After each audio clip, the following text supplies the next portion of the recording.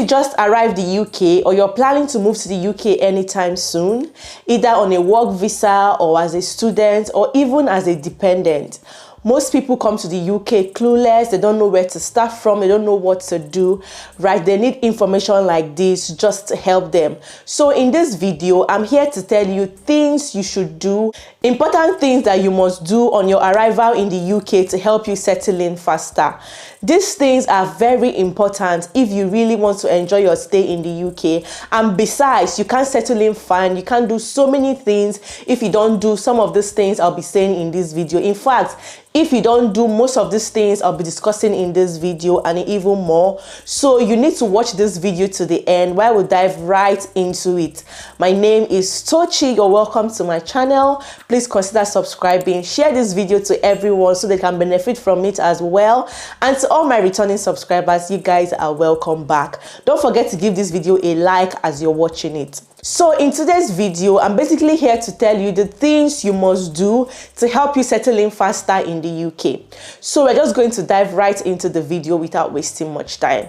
So the first thing you should do on your arrival in the UK to help you settle in faster is to get your accommodation. Of course, you know that accommodation is very important to everyone because we all need a roof over our heads, right? And right now, it's very difficult getting an accommodation in the UK. I don't know why. A lot of people have been finding it very hard getting accommodation, settling in and all. So you really need to sort your accommodation out upon your arrival in the UK. So if you can do that before you come into the UK, fine. If you can do that upon your arrival in the UK, fine. So most times it's usually advisable that the main applicant comes in first so that you would watch how things are in your environment, you would watch your city and know where to get accommodation, where to look, and basically settle in and get a good accommodation before you bring in your family. It's not wise to bring in your family and then you don't have where to stay. Besides, most times if you don't have an accommodation, it will be very difficult for you to get jobs in the UK because most employers require you to send proof of address. Not just employers though, there are so many other things that you can't do or you can't access if you don't have an accommodation. And also there are some letters or some documents that will be sent to your known address. So you really need to sort out your accommodation immediately you arrive the UK. The second thing you need to do when you arrive the UK is to get your BRP. Now, if you're on a work visa or you're a dependent to someone who's on a work visa, you don't need to apply separately for your national insurance number because once you get your BRP, you get your national insurance number. But if you're on a study visa, you will need to apply separately for your national insurance number. So once you get your BRP, you need to apply for your national insurance number, and of course it will be sent to your known address. You see why I said it's good to sort out your accommodation upon your arrival in the UK. So your BRP, your biometric resident permit, basically gives you the right to live and work in the UK. And you also need your BRP to make almost all the applications you need to make in the UK, from getting a job, opening a bank account and all of that. So BRP is very important if you live in the UK, so you must get it upon your arrival in the UK. Number 3, you need to get a telephone number. This is very important because of course you're not expected to be making calls around the UK with the phone number that you came from your home country with. Yes, you can keep it for your WhatsApp and all of that, but you need to get a UK telephone number for all your transactions in the UK, for everything you'll be doing, for opening your bank account, for your GP, to apply for a job. Basically for everything you'll be doing in the UK, you need to get a UK telephone number. And this brings me to the sponsors of today's video. This video is brought to you in partnership with White Calling. So guys, with White Calling, you can make international calls at very low rates. Obviously, making international calls with the regular UK networks are very expensive, but with White Calling, you make international calls at very low rates. As you can talk to anybody outside the UK as long as you want. Since I started using White Calling, guys, I've not had any regrets at all. The app is very reliable and their calls are of great quality. You can also send airtime to your family and friends from around the world directly from the app. Their rates are very great, so you send send more for less. It is very reliable and secure, so there's no risk to you. And it is very easy to use. Just send in a couple of taps direct from the app. And guess what, guys? White Calling is giving out £5 free credit if you download the White Calling app this week. So please don't miss out on this offer. Also, if you use my promo code Tochi50, you will get 50% extra free credit on your first top up. Not only are you getting £5 free credit if you download the app this week, you would also get 50% extra free credit on your first top up if you use my promo code Tochi50. So guys, please don't miss out on this offer. Hurry now and download White Calling app. So you can scan the code on the screen to install the app or use the link in the description box. The fourth important thing you must do on your arrival in the UK is to open a bank account. So guys, opening a bank account is very important in the UK, especially if you want to get a job, if you want to book taxi apps, if you basically want to do some things that would require financial transactions, you need to get a bank account. You really don't have to go anywhere. You can just stay in the comfort of your house and open the bank, do all they ask you to do, upload your documents and all.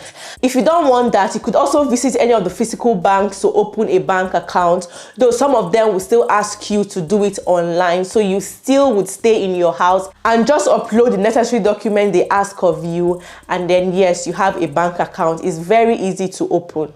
The fifth important thing you need to do on your arrival in the UK is to get a provisional driver's license. Now, this is very important because without your provisional driver's license, you can't get the main driver's license. You basically need your provisional driver's license if you want to book your theory test, book your practical test, get a driving instructor and all of that.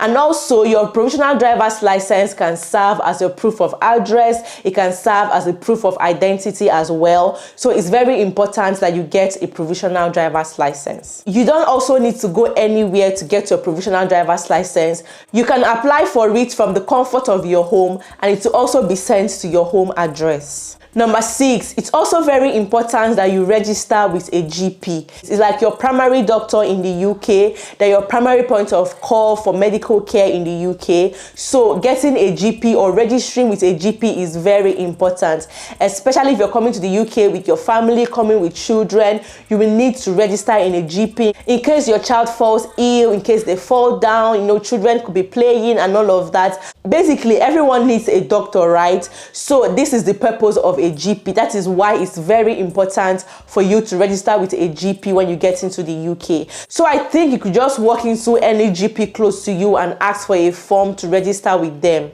The seventh thing you need to do upon arrival in the UK is to get your name on the electoral roll. You need to register so that you can vote in the UK. This is very important. Most people don't take it seriously, but it's very important. Not only will you be eligible to vote if your name is on the electoral roll, it also allows credit rating agencies to have your information. This is another way to build your credit score in the UK. For those of you who are interested in building your credit score in the UK, getting your name on the electoral roll will help with that. You could also use it as a proof of address if you want to apply for a job, or basically anywhere where a proof of address is needed. The eighth thing you need to do upon your arrival in the UK is to call the council for your children's school. This is for those with kids in the UK. So now you don't have to visit the school to register your children in school.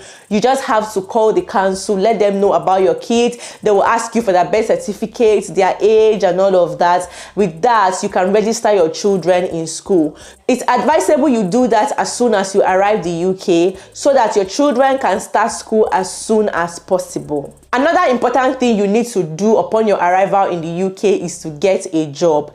This is basically for dependents, because those on work visa already got jobs before they came into the UK. So for students and dependents, it's very important you start applying for jobs as soon as possible, all right? Because the bills here in the UK are not smiling. You need to pay your bills. You need to be able to take care of yourself yourself and your family. And some people even have responsibilities back home that once you're abroad, everybody's looking up to you and saying, oh, we have a brother abroad, we have a friend abroad, we have a sister abroad. Like, they don't even know whether you've gotten a job or not, but because you are abroad, there is a high expectation of you. So it's very important to get a job as soon as possible. So it's very important that you know where to look and search for jobs. You could check out job websites like Indeed, Read, CV Library, and the rest of them. And also, if you know any company that you like to work with and you know their known address, you could go there and ask for their application form, or you call them and all that. So you should basically be intentional about applying for jobs upon your arrival in the UK. Number 10, you could check out for any support group around you. This would also help you to settle in faster in the UK. There are so many groups for parents, for moms, for dads, for people of color, different groups that can actually help you settle in faster in the UK. So I recommend you look around you to see if you find any good one. This would also help you settle in faster in the UK. And also, I recommend Lemonade Finance app if you want to send money back home. So if you're in the UK, if you're abroad and you want to send money back to Africa, Lemonade Finance app is a secured app that you can use, and then they have good rates as well. I've been using this app and I love it, and that's why I'm telling you about it. It is easy to use and it's free. There are no transaction charges at all. And guys, it is secure, so you don't have to worry about that, because the recipient will get the money immediately you send it. If you're interested, I'm going to leave the link for you to download the app in the description box as well. So yeah, we've come to the end of this video. Thank you guys so much for watching, and I'll see you guys in my next one. Bye.